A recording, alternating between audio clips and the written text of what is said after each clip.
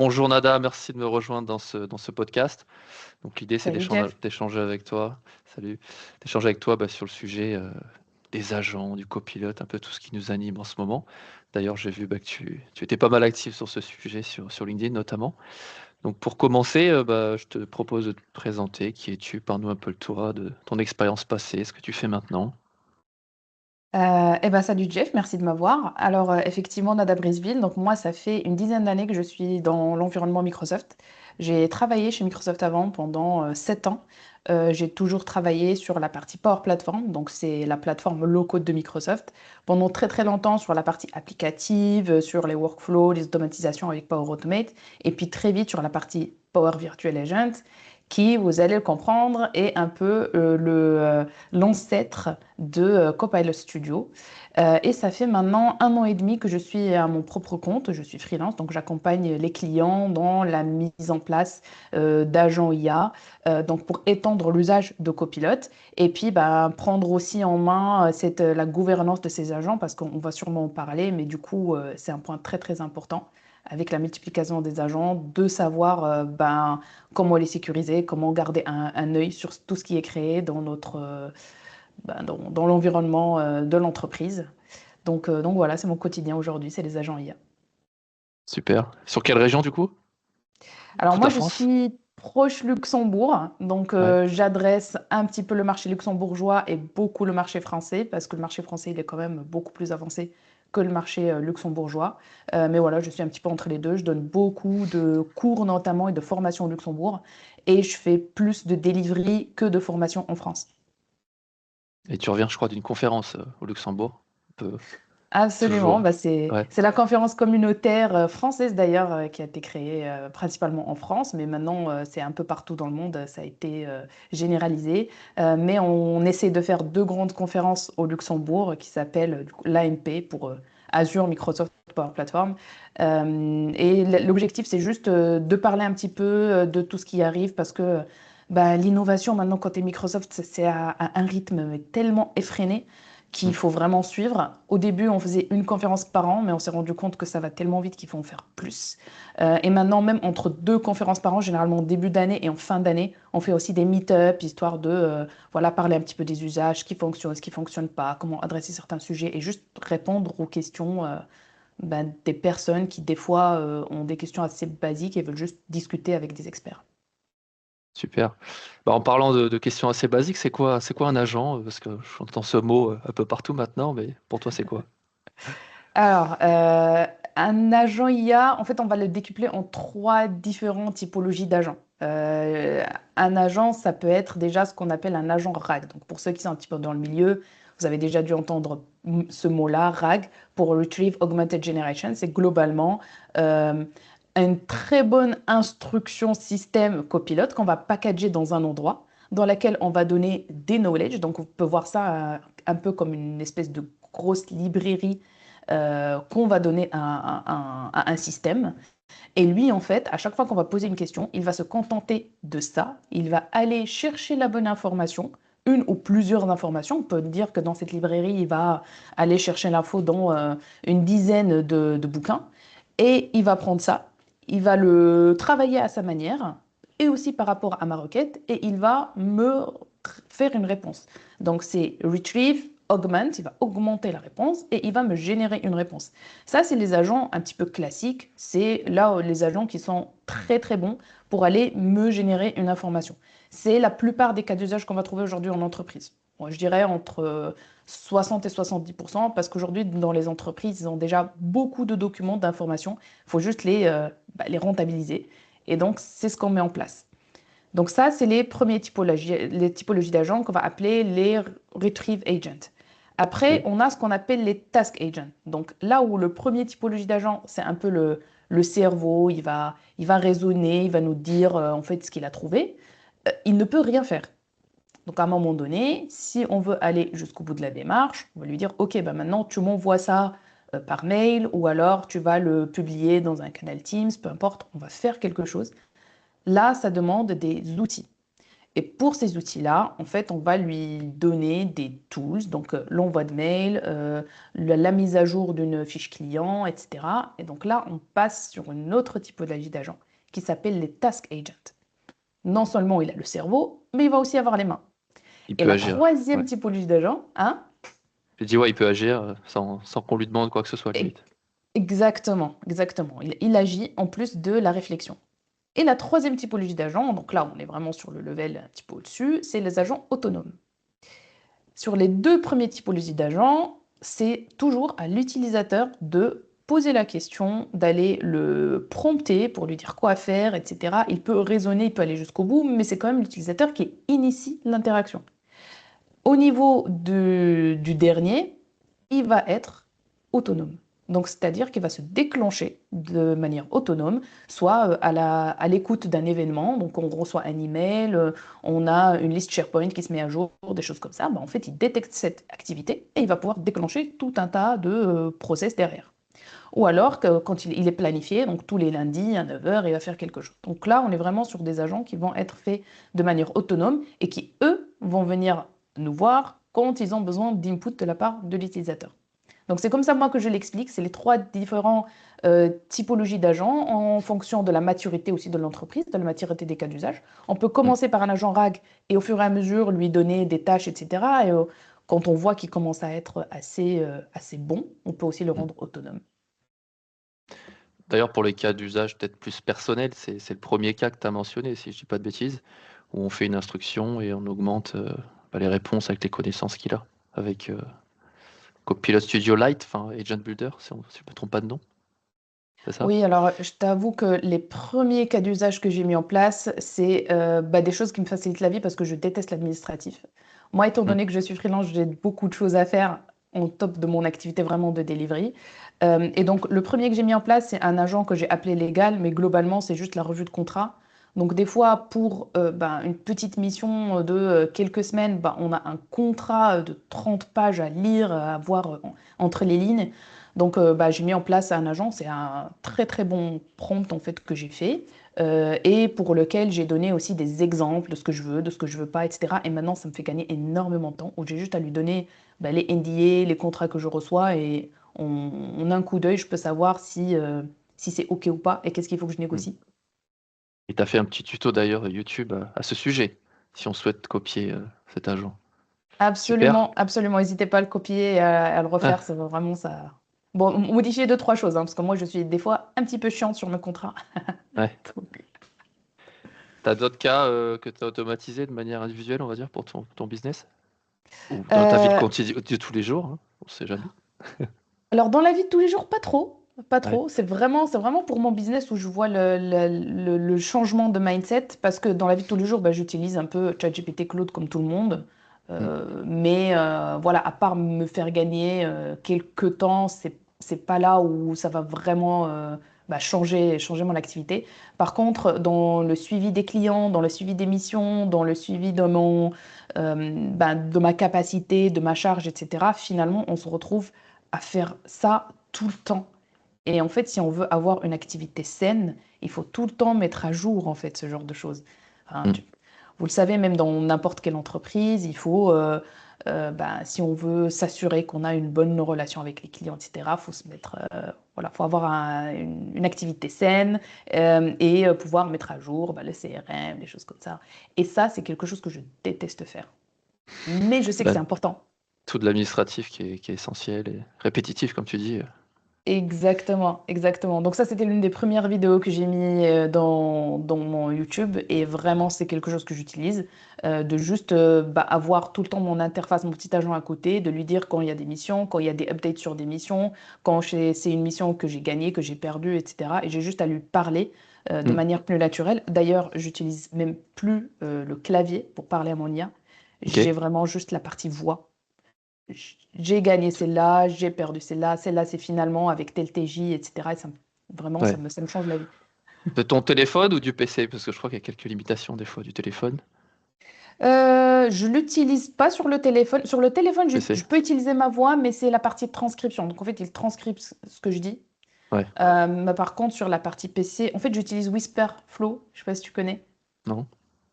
C'est un outil de retranscription avec un peu d'IA déjà, donc tu peux dire des E, tu peux Ouais, parler de ouais. manière naturelle, etc. Et en fait, il retranscrit très bien ce que tu lui dis.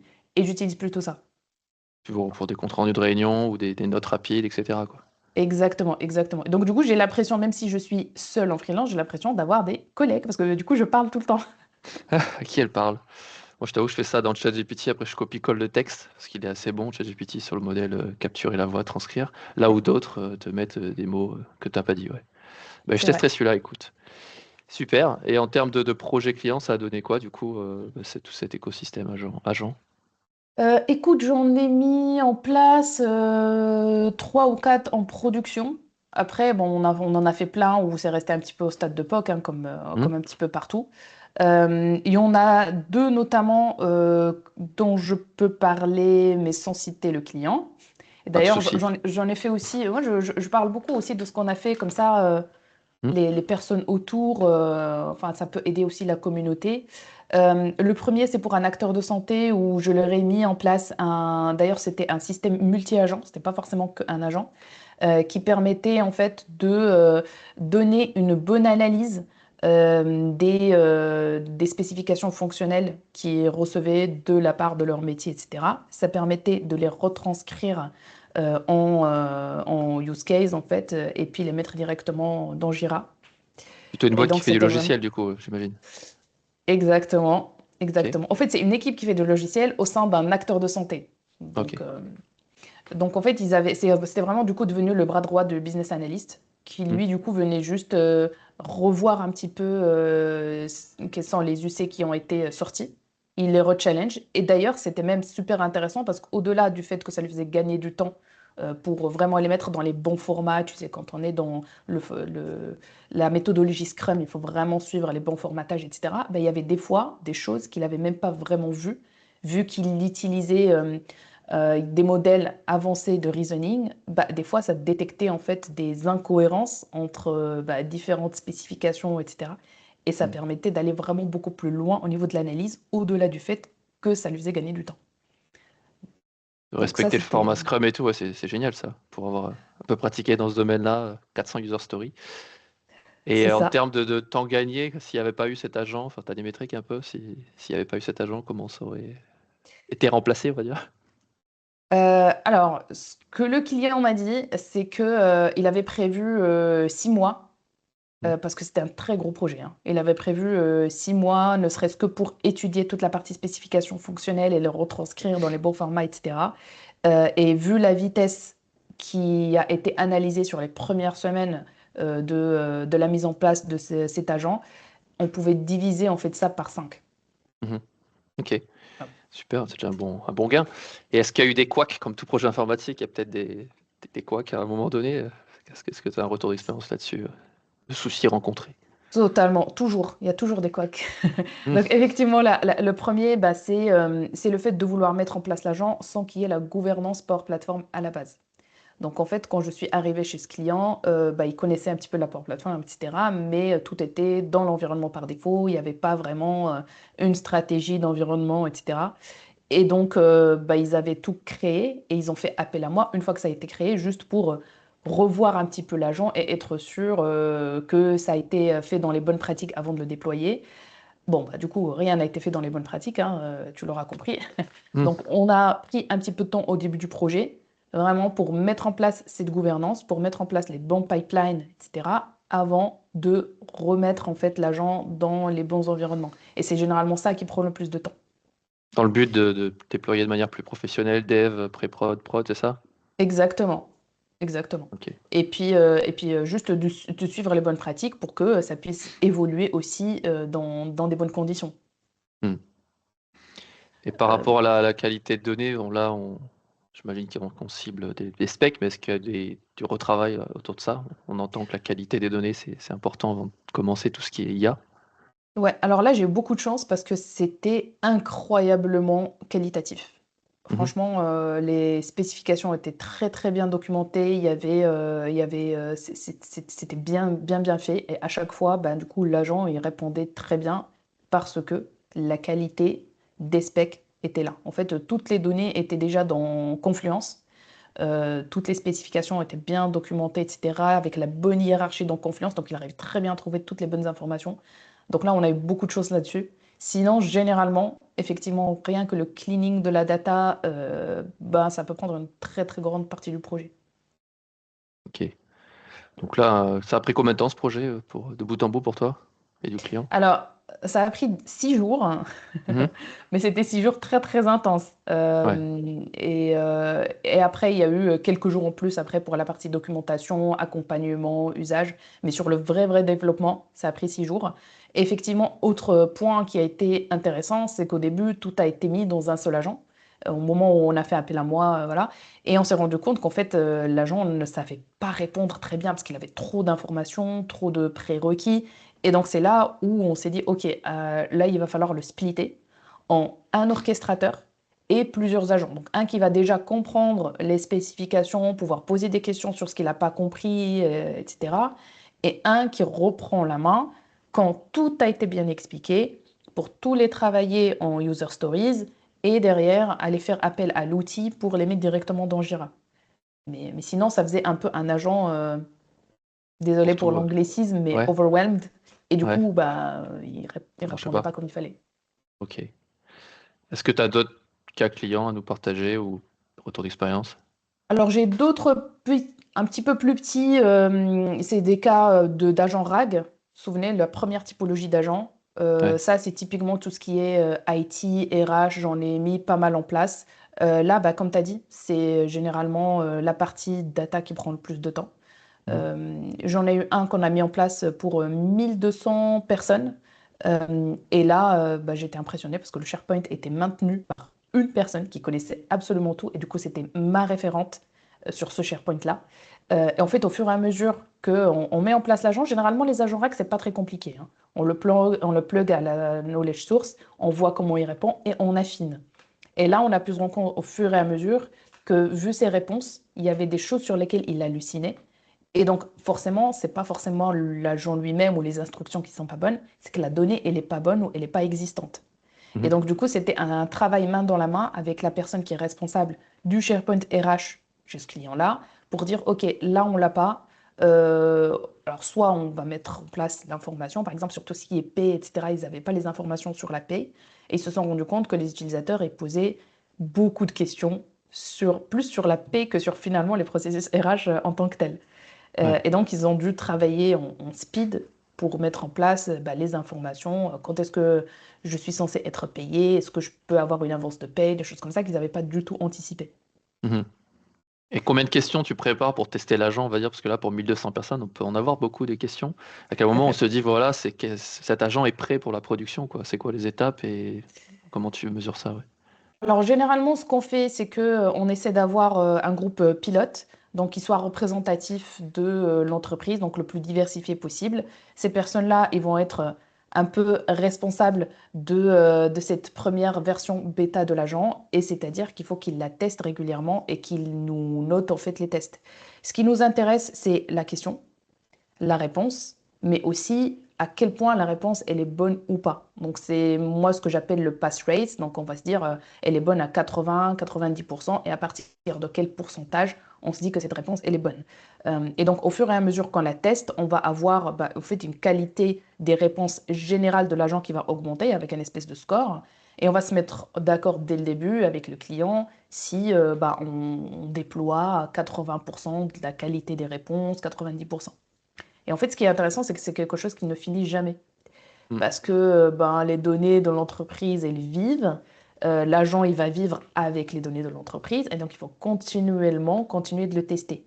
Et ce qui est intéressant avec Copilot Studio, c'est qu'on peut automatiser en fait le testing des questions et des réponses au fur et à mesure. Donc, en fait, ça log les questions que ça reçoit. Pas forcément qui les a posées, hein, par souci de confidentialité, etc.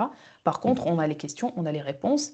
Et il faut vraiment prendre en main en fait cette mécanique de se dire on va faire une review toutes les 2 semaines ou tous les mois pour voir les questions, les réponses, se dire quelles sont les réponses où c'était pas bon et en fait réentraîner continuellement l'agent avec ce set du coup d'évaluation. Ouais, surtout si demain tu changes de modèle ou tu changes beaucoup de connaissances, tu as cette batterie de test pour tester, j'imagine. Exactement, exactement. Donc moi, je rigole bien avec les clients à la fin en leur disant, bon, ben maintenant, le bébé, il est à vous, il va falloir le faire grandir, il Hmm. va falloir l'éduquer au fur et à mesure. Et donc, je leur montre comment faire pour le réévaluer à chaque fois et s'assurer de sa qualité continue. Et donc, en fait, ils le font grandir et c'est leur responsabilité après. Hmm. Belle histoire, 10 ans plus tard. 10 ans plus tard, on récupère le bébé, on lui rajoute de nouvelles fonctionnalités, il va avoir de nouvelles compétences. Et c'est effectivement ça, régulièrement, du coup, on vient me voir pour lui rajouter des fonctionnalités, des compétences. Là, par exemple, cet outil-là, RH, bah, du coup, l'agent, il avait un seul tool, Hmm. c'était le drafting d'email. Parce qu'on s'est dit, au bout d'un moment, si il arrive à un point de la discussion où il n'a toujours pas de réponse, il propose en fait à l'utilisateur de drafter un email pour lui à destination du service associé. Donc, ça peut être les RH, ça peut être le learning, ça peut être la gestion de la paye. Et comme il a déjà l'historique de la discussion, il fait un petit récap et il envoie direct. Enfin, il n'envoie pas direct, il le draft directement. Et comme ça, bah, la personne a juste à faire un review et l'envoyer. Et encore plus un gain de temps. Exact. Et pour tes cas, la client, quel type de licence ils ont dû utiliser pour faire ces types d'agents? Alors, c'est une très bonne question. C'est une très bonne question parce qu'on a tendance à penser que, il faut forcément des licences premium pour tout le monde, des licences à 30 $ par personne et ça coûte cher et on va pas y aller. En fait, c'est pas forcément toujours le cas. Ce que j'essaie de faire personnellement, c'est dès le début, je pose la question au client s'il a déjà les licences copilote premium. On n'est pas obligé d'en avoir pour tout le monde, mais ne serait-ce que pour déjà les développeurs et pour la population pilote, c'est très bien de les avoir parce qu'ils vont tellement poser des questions, mais juste pour entraîner l'agent, que du coup c'est rentable de pouvoir avoir cette licence premium. Mais c'est pas systématique. Donc, Mhm. quand on a un agent, donc peu importe où c'est, hein, si c'est dans Copilot Studio par exemple, si on le publie dans Copilot pour les personnes qui ont la licence Copilot Premium, ça ne consomme rien. Alors, il y a bien sûr des petits guillemets, etc., mais très très généralement, c'est inclus dans les licences premium. Donc, pour mes populations pilotes, c'est ce que je demande. Je demande qu'ils aient les licences premium et comme ça, ils peuvent le tester sans avoir à se soucier d'un éventuel surcoût. Et ensuite, par la partie de déploiement, on peut le faire en pay as you go. Donc, je n'ai jamais aujourd'hui vu un client qui atteint des coûts faramineux, surtout sur des agents de type RAG. On peut Hmm. payer à l'utilisation, c'est vraiment quelques centimes par utilisation. Bah, en fait, on paie à l'usage et on peut monitorer l'usage, on peut mettre des budgets, ça peut nous donner des alertes, etc. Et donc, on peut prévoir le budget par rapport à ça. Mais ce qui est essentiel, c'est de dire, si on a déjà la licence M365 Copilot Premium, on peut déjà utiliser les agents alors déjà dans la partie Copilot, les agents Agent Builder, mais aussi dans Copilot Studio, si on les publie dans Copilot. Si on les publie dans Teams ou un autre canal, ça ne fonctionne pas. Ouais. Mais je pense qu'il y en a qui savent pas ça, hein. On pense qu'on est juste cantonné à envoyer des prompts. Après, on découvre qu'on peut faire des agents avec des instructions et après, on peut aller dans Copilot Studio, comme tu dis, et faire pas mal de choses. C'est ça. Et sur la partie, finalement, Microsoft essaie de pousser, tu sais, pour que bah, un peu tout le monde crée son agent. Toi, qu'est-ce que tu vois sur le terrain? Est-ce qu'il y a des gens qui arrivent à le faire par eux-mêmes ou est-ce que la DSI accompagne? Est-ce que tu as des infos là-dessus? Sur plutôt le côté citizen dev, quoi, on va dire, le côté On est les vraiment au employés tout créent des début de choses. l'histoire, hein. Effectivement, Ouais. on est vraiment au tout début de l'histoire et franchement, je vois un petit peu de tout. Je vois certains clients qui, par bah, méconnaissance et par peur, je veux dire, ils bloquent juste totalement cette possibilité. Mm. Honnêtement, j'ai jamais réussi à comprendre pourquoi, même si j'en ai débattu longtemps avec des clients, je vois absolument pas l'intérêt. Mais bon, après, chacun fait Mhm. comme il veut. Mais il y en a plein aussi qui essaie de lancer un petit peu cette initiative, mais c'est pas forcément très très facile. Déjà, tout le monde n'est pas forcément à l'aise avec les promptings, etc. Rien que le fait déjà de commencer à utiliser Copilot et de le prendre en main, c'est une première étape. Des fois, on veut créer des agents alors qu'on ne sait même pas forcément comment parler à une IA en tant que telle. Donc, on ne peut pas atteindre ce niveau-là, entre guillemets, si on n'a pas déjà pris les bases de l'IA générative et de comment prompter. Globalement, pour moi, les agents, c'est un peu une extension déjà de ce qu'on peut faire avec Copilot. Donc, il faut déjà prendre le temps d'éduquer les personnes en interne, de les accompagner pour que, ils puissent utiliser l'IA générative. Et après, quand on veut aller plus loin, quand on veut adresser plutôt les process plutôt que la partie productivité personnelle, là, on met en place des agents.